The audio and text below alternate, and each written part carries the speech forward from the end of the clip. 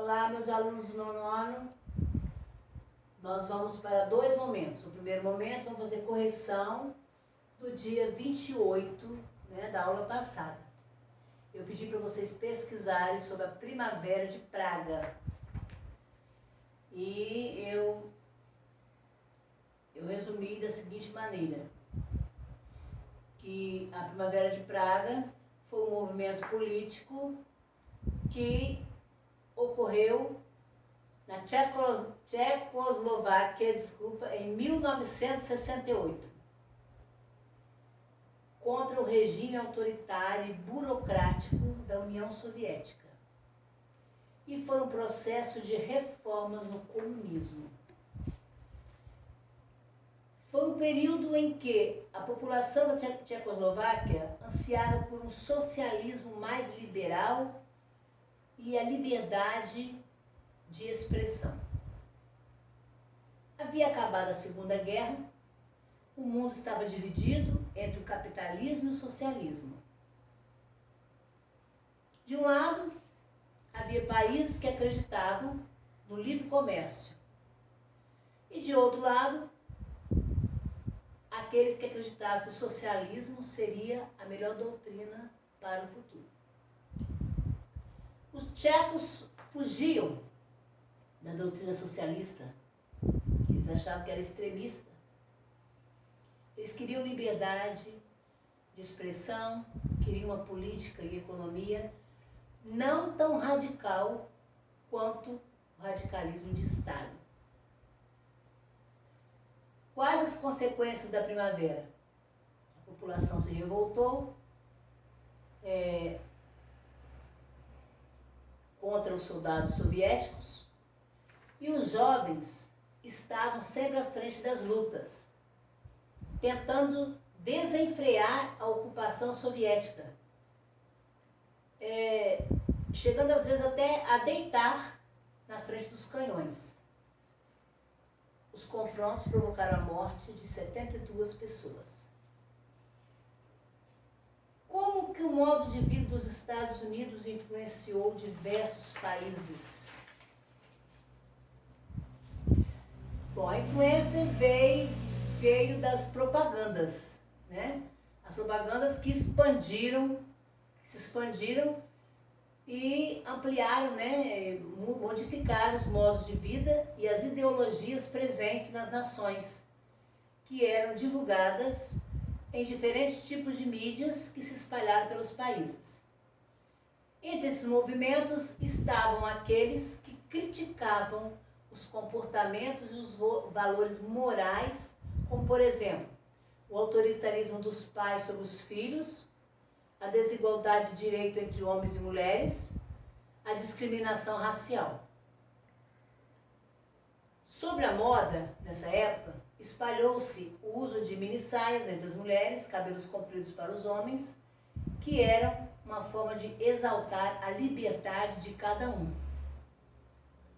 Nessa época, então, também surgiu a música como meio de comunicação e protesto, assim como também a indústria fotográfica, os festivais, as bandas de rock, que representavam os anseios dos jovens.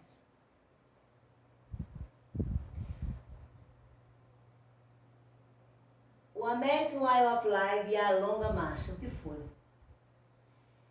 Eles podem ser associados ao modo de vida típico dos Estados Unidos após a Segunda Guerra Mundial, quando houve um grande progresso econômico, favorecendo um melhor padrão de vida e o consumo desenfreado de produtos como automóveis e eletrodomésticos. Então as pessoas passaram a comprar muito mais, de uma forma desenfreada, Gastaram muito, sem pensar no que vinha adiante. O acesso a esses melhoramentos diferenciados, difundidos pelo cinema e mais tarde pela televisão. Então, quer dizer, através dos meios de comunicação, da televisão, do cinema, é igual hoje, a televisão, a internet mostra muita coisa que os jovens estão utilizando, querem comprar, às vezes nem podem, mas exigem dos pais, porque está na moda, porque é bonito, porque estão vendo alguém usando, então eles querem também. Na época, a mesma coisa. O cinema, né, começou a divulgar, e depois a televisão também, quando foi criada. No século XX, essas modas se espalharam pelos 4 cantos do mundo e foram adotadas por diferentes culturas. Porém, esses valores e riquezas, eles não chegaram a tornar melhor a qualidade de vida de muita gente. Por exemplo, os afrodescendentes, cidadãos dos Estados Unidos, que tiveram que lutar na segunda metade do século XX para ter acesso até aos direitos civis. Não quer dizer que essas regalias todas não eram utilizadas por todos, né? Os afrodescendentes, por exemplo, eles eram excluídos. Aí eu mandei vocês falar o que é a Longa Marcha. Então, foi uma marcha realizada pelos comunistas, liderados por Mao Tse Tung, para se defender dos ataques das tropas nacionalistas. Isso no ano de 1935. Eles empregaram táticas de guerrilhas que provocaram a morte de milhares de camponeses. Nós vamos falar um pouquinho então sobre o assunto do capítulo 9, que fala sobre a época do Brasil democrático até chegar à ditadura lá na frente, né? A década de 1950. O Brasil, nessa época, vivia com um grande progresso urbano, industrial, né? Também ele se modernizava através dos meios de comunicação e de transporte. Bom, nós vamos falar nesse capítulo, vocês vão ver no livro de vocês, os governos democráticos. Então, veja bem, o nosso tempo, infelizmente, nós estamos com pouco tempo para explicar cada governo democrático, depois os governos militares. O tempo é pouco. Então, vocês é que vão ter que ir à luta através dos trabalhos que eu passei para vocês.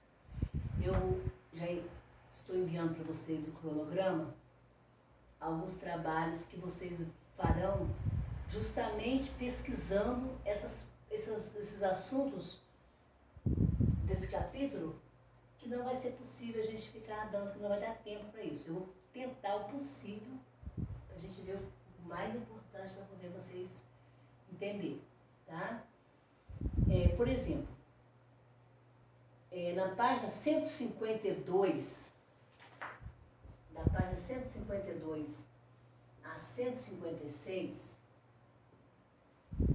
vocês verão uma série de presidentes que governaram,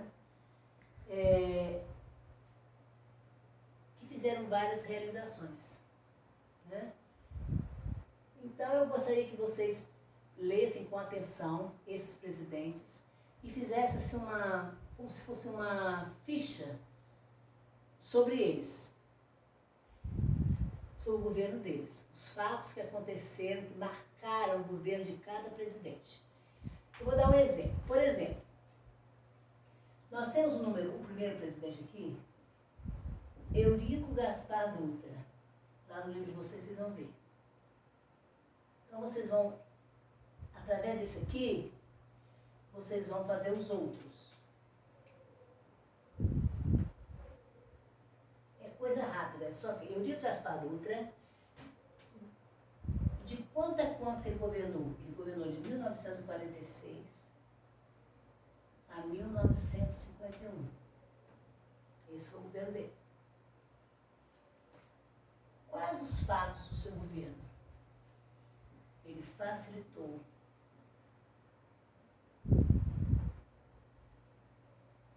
a entrada do capital estrangeiro no Brasil, né? A entrada do capital estrangeiro.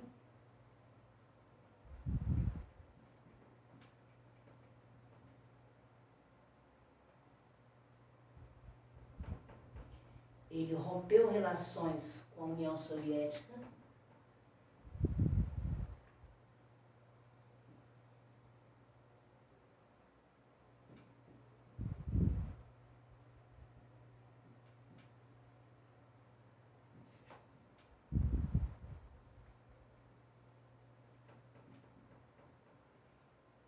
E ele legalizou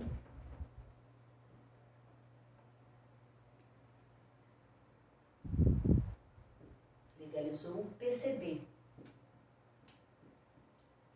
que era o quê? Partido Comunista Brasileiro.